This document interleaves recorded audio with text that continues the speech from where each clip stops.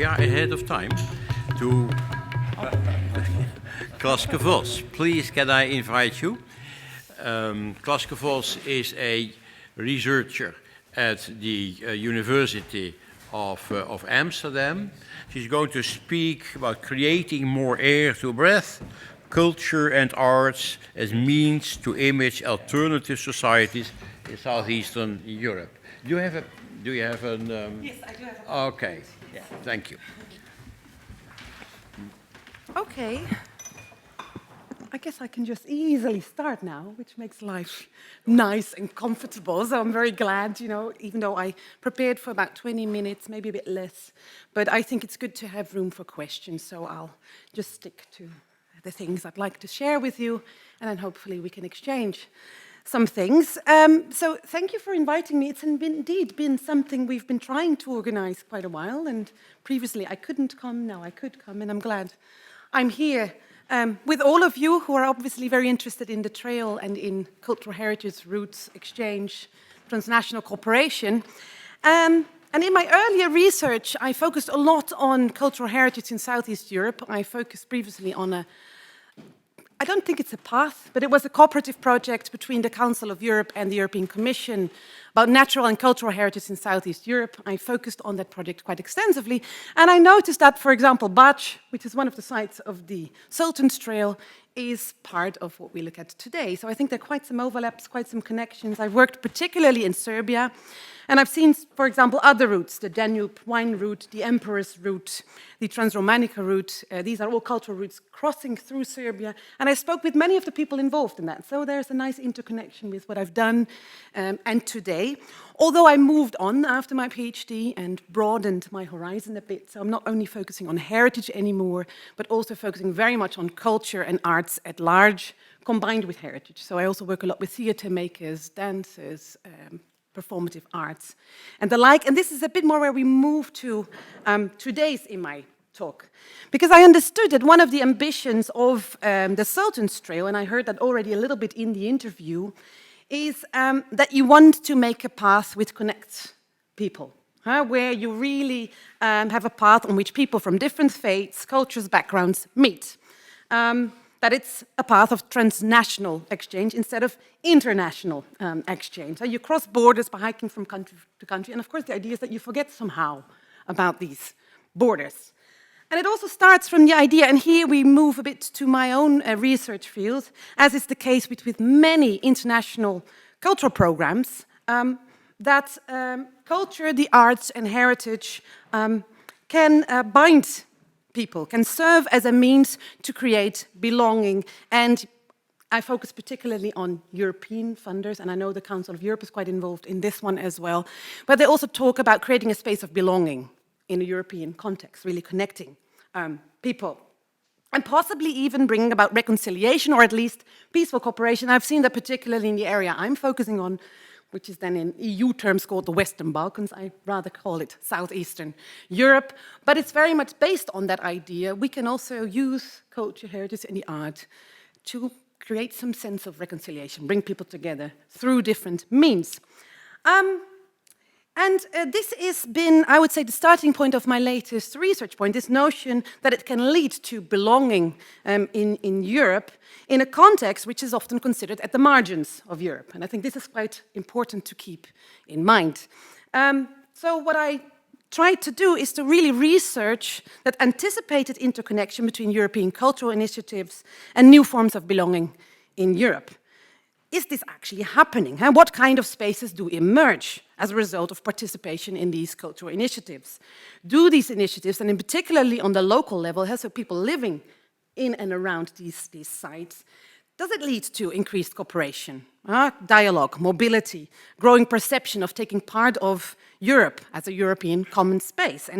Or do they maybe lead to something completely else? So this has been what I've been focusing on lately. And I will use the next 20 minutes or so to provide some insights in this, insights that I hope might be also of relevance of the Sultans Trail. So to see, okay, what is the value of culture? How has it been employed in the region? And what has been done with it? And what are its pitfalls? But also what are its, potential here? And I will start with a quote of a person that I've interviewed, a person that has been very active also in international funded projects. He's called Irfan Hosic, and he's working in Bihać, so it's not part of the Sultanstrail, but close. It's related to the region. It's close to the border of Croatia in Bosnia, so this person is working there in the part of Herzegovina. And I asked him, why do you do what you do? Why are you so focused on culture and arts in your work? And why do you really try to, I would say, move from the bounded paths to do this? And his answer was, well, we simply need more air to breathe. In these circumstances, and he summed up a few conditions of the country he's living in circumstances of criminal flows, corruption, nepotism, and right-wing tendencies. They make life less possible, less creative, less free. So we need culture and arts as tools to create more air to breathe. And I quote him because I heard this from many of the cultural actors that I spoke with. He's by no means alone in his views. He describes a feeling that is expressed by many of them, and they really emphasize the urge to use culture and art and as well heritage as a means to create room for maneuver in increasing constraining conditions. And it has been a driving force for, in particularly, grassroots cultural workers in the entire region. And I would, for example, also include Turkey, Greece, Bulgaria. I mean, this goes way beyond the country of Bosnia, where I'm talking about now. They see culture and art as essential for opening up for spaces where alternatives can be shown. And like I said, it's, I think, something relevant not just for this region, but actually, I would say it's much more relevant at large here. Sorry, I skipped the page. Yeah. What I want to say is that this idea that culture, arts, and heritage can open up for alternative spaces has a very long history, which is also, I would say, very much part of Europe at large. So not only to the region, although you might say in the conditions the region is in, the urge to use it, it's much more prominent than ever. But we've seen it in the context of Western Europe, the entire Europe, and even internationally. We see that socially engaged art, this is often how it's been referred to, has been central to create alternatives. And I would say quite a few probably know the work, for example, of Bertolt Brecht, who's also been quoted by many of these cultural actors throughout the region and in the entire grassroots independent scene, as one of the founding fathers also of these kind of movements of using culture and arts. And he, as you might know, curated quite a few, at the time, controversial theater pieces, and that was in the early 30s, where he analyzed the insidious ways, as he called it, in which the Nazis came into power. He saw socially engaged theater, so he really focused on the theater part of this, as a way of debating social, political developments that could hardly be debated in the public, in particular at that time. But the theater offered an opportunity to show it to wider audiences. And his quote has often been rephrased all over artists, saying, well, art is not a mirror held up to reality, but it's a hammer with which you shape it. So he also gave agency to culture and art. You can do something with it. You can make things move by investing in theater, by showing, by using. And culture and art is an interesting way of doing that. And on the slide, I've presented some other examples. In Mexico in the 1920s, you might have heard of the 7 artists that were hired to overturn the regime at the time. And this group of artists really said, we act to some extent as a kind of social movement. And art and culture, we have to show beauty, is what they say. We have to use art in order to really produce some kind of ideological value to people. We have the example of a recent example at the bottom here on the slide, the Zapatista movement in Mexico that really use art to, really discuss certain matters within society. We have Ai Weiwei. I think he's one of the sort of internationally known artists with his exhibition here in this case, The Law of the Journey, and he's critically discussing the refugee crisis, saying there is no refugee crisis, it's only a human crisis. In dealing with refugees, we have lost our basic values, and he uses art as a way of discussing that. So it's a much broader matter, and many more examples can be given. And these cultural initiatives all try to bring about change and do this by using different tools and instruments. And many of such projects are done by independent cultural actors. And this is also something I discussed when I, for example, asked my first question in my research: who takes part of these international funding projects and why do they do that? It's because they wanted to make things move in conditions where they could not rely on the state. So international funding helped them achieve that. So that was quite central in their work. This is how I make that bridge to Southeast Europe and to my own research and talk about, okay, but what happens then with these actors that participated in these transnational European funded projects, and what does it lead to in many ways? And we have to go a bit further back in history in the Yugoslavian context, because this is what I'm focusing on particularly, and Serbia I will mention quite a few times, because that's part of the Sultanstrail. Because I would say this has a long past in the region, this attempt to make things move through culture, arts, and heritage, and using international funding schemes to do so.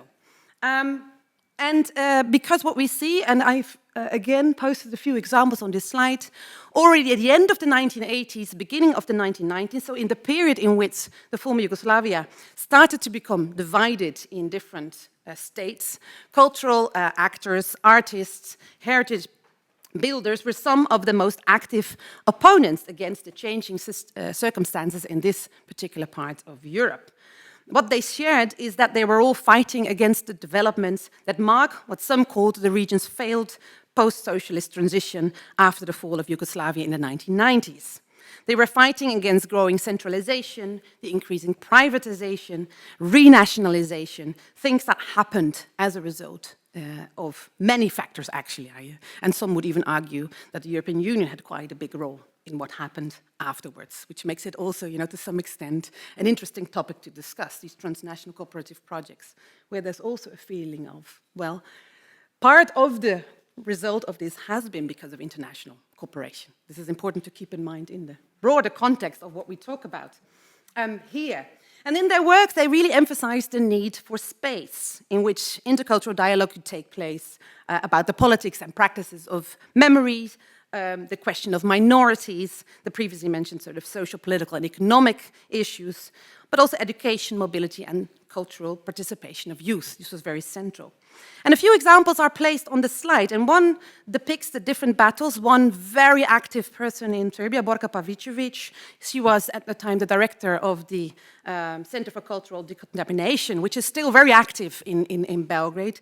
And you can see here that she was fighting by means of culture, arts, discussions in the center, in the heart of Belgrade, the different struggles she was facing. And she's standing, of course, kind of in the front of different tanks depicting the different struggles she was trying to fight in her lifespan.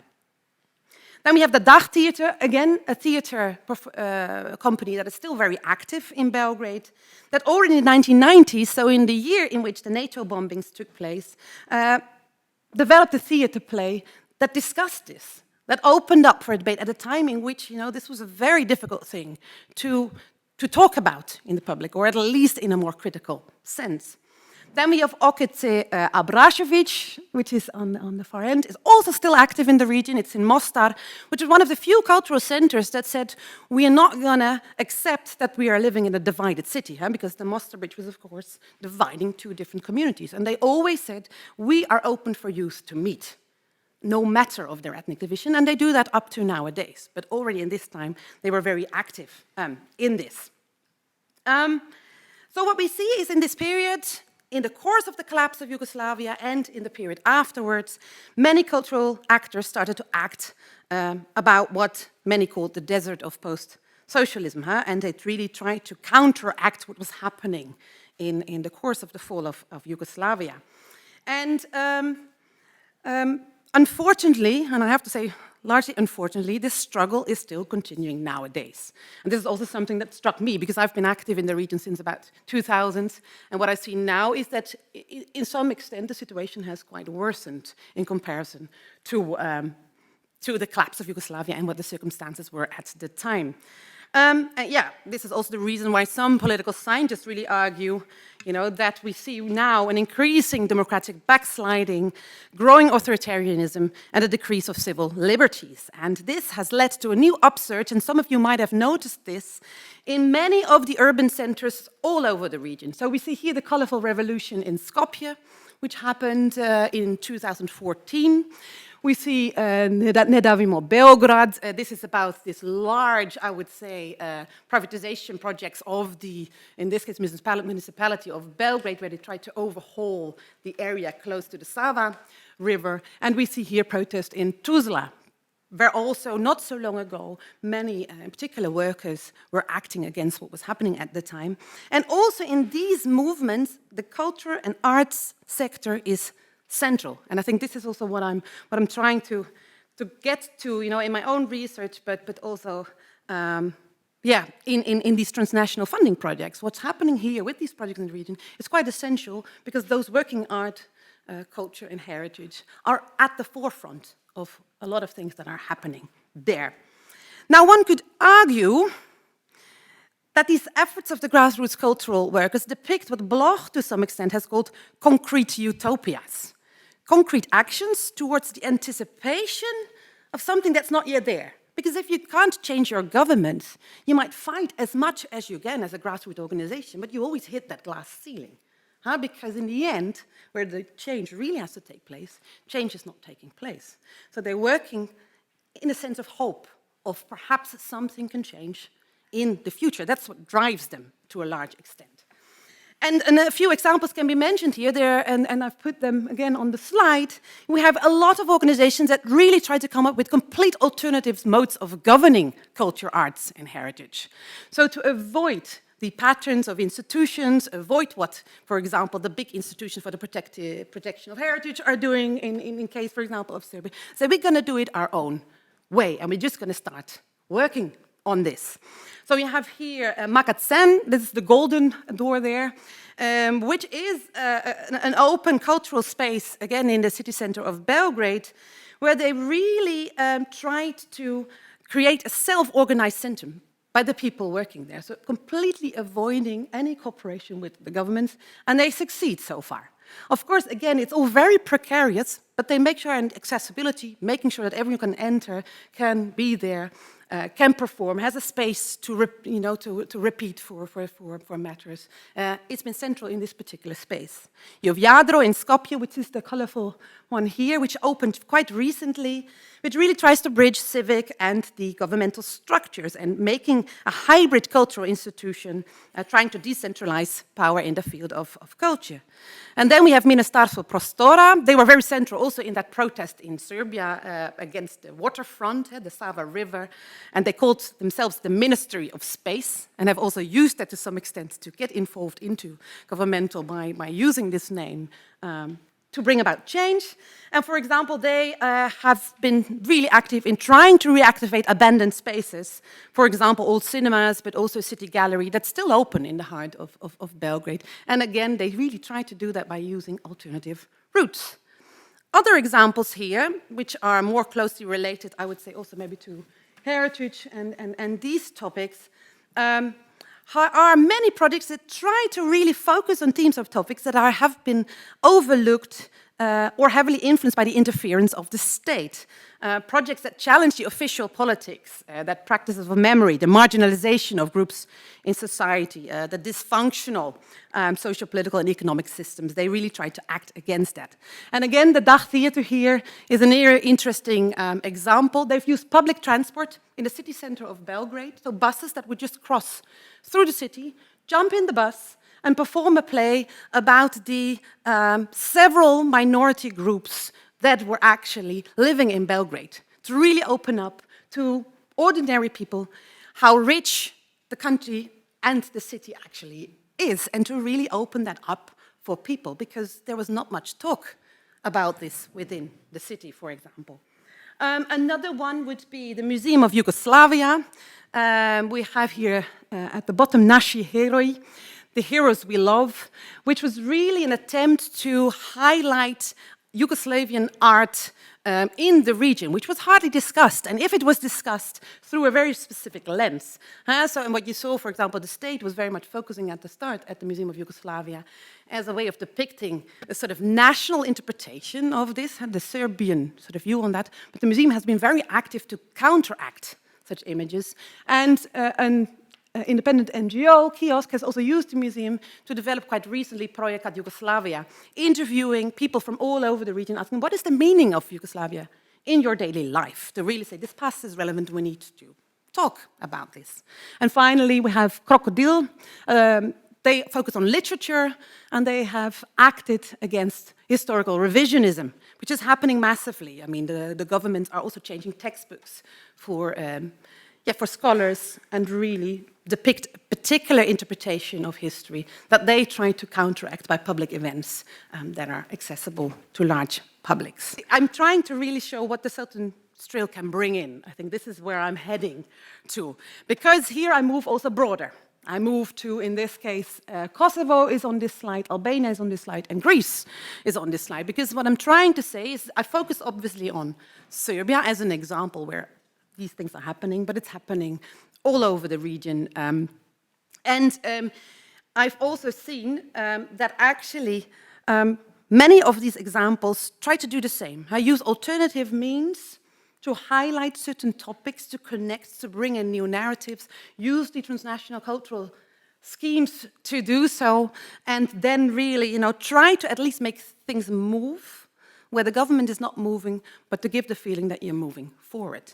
And here we have now a few more examples. Here we see a mosque in Prizren in Kosovo, where an NGO has put big spider webs and spiders all along the building, also on top of the building, to sort of say, hey, this neglected heritage needs attention. And they've done that all over the city center of Prizren, to just also for people that actually come into the city say, hey, this needs protection. And also the local citizens are going on the streets, they very much support this, but the government is not acting.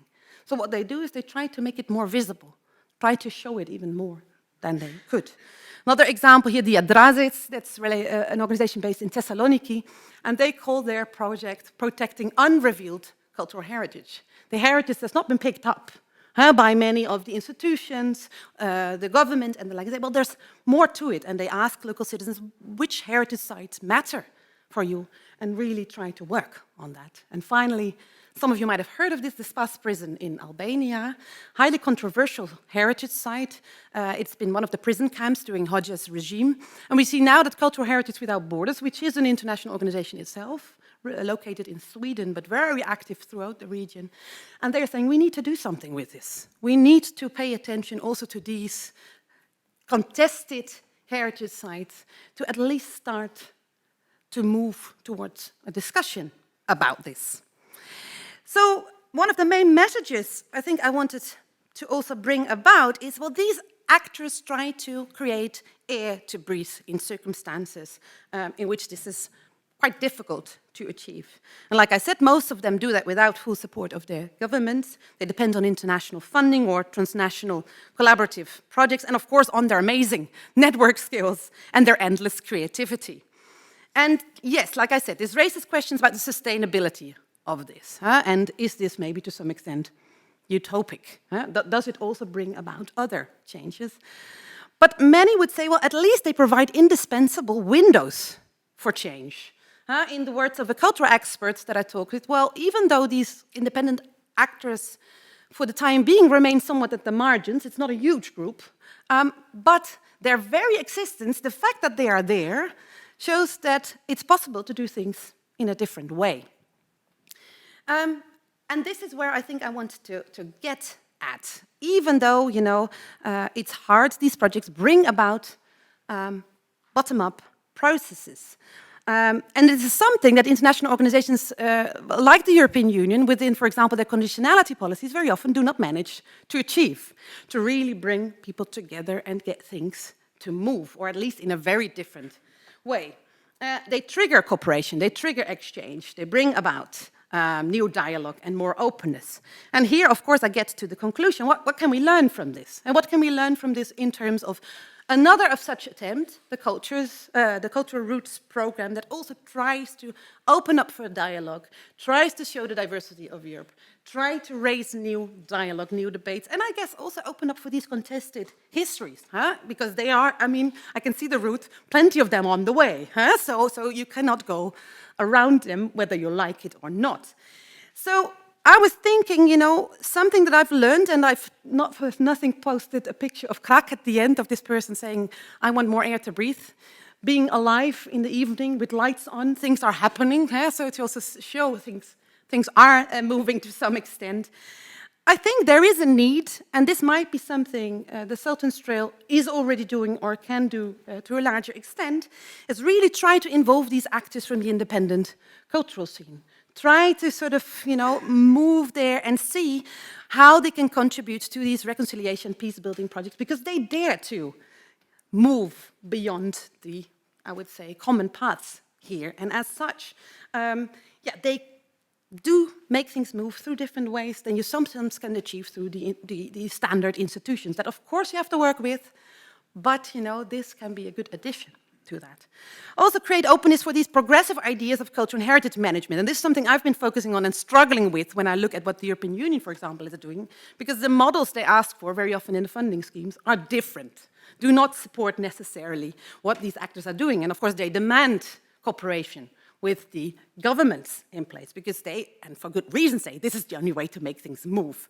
And so this is a difficult dynamic, yet I do feel there is a need to at least explore the opportunities there and to see how they can be brought together, and also to bring them more into dialogue through these international funding schemes that create frameworks of doing that, and sometimes also forces people working at the Institute to talk with the independent cultural managers.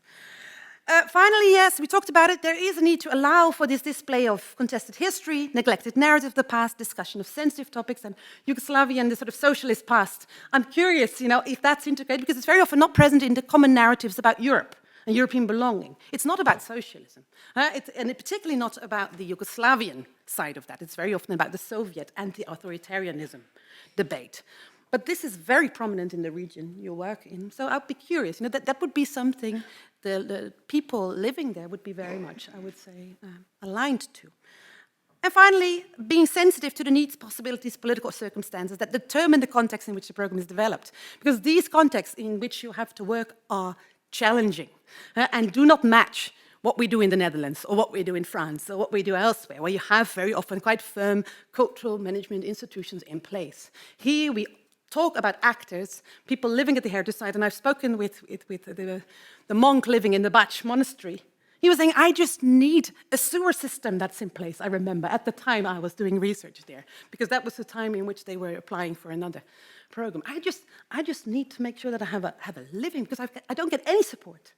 So it's, I think, also to draw in people to make this, what is at stake? What are we dealing with in our local circumstances? And very often this is much more about practice, about functionality, that then leads to exchange, dialogue, cooperation, that once the circumstances are in place. Now, this is what I tried to say here, and I hope this gave you some idea of how I think my research can link in, even though it was not typical about heritage roots. I hope it gave some inspiration.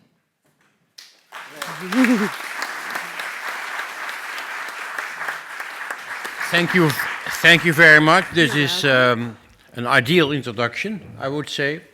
It's also a major bridge between the quote from at the beginning from Brecht, not as a mirror to society, but as a hammer to shape society. And then you, in the end, brought the lessons. I think these 4 lessons are the way to shape society. One question to you. Could you bring back the lessons? Yes. If you stand over there, then you can see them, because it's difficult if you sit here to watch a screen. Huh? Are these lessons which in your view also your group is applying or would like to apply? Or are you already inspired, have you already been inspired as an organization by such lessons? Mr. Chair. In fact, we are not so much involved with the cultural sector. since we are a small group of volunteers, we mainly focus on hiking and cycling, and this is already a big task to complete. So unfortunately, we are not really involved in cultural sectors, but we see many other routes, they are doing that, and with great success. So we like to do that, but unfortunately, till so far, we have not done it yet. Maybe it's something which we could keep in mind during the day, huh? Listening to the other introductions. And maybe it's something we could come back to it for the future at the end of the day. Tom? With Yeah? René, Okay. yeah. Yeah. René, yeah. Thank you very much.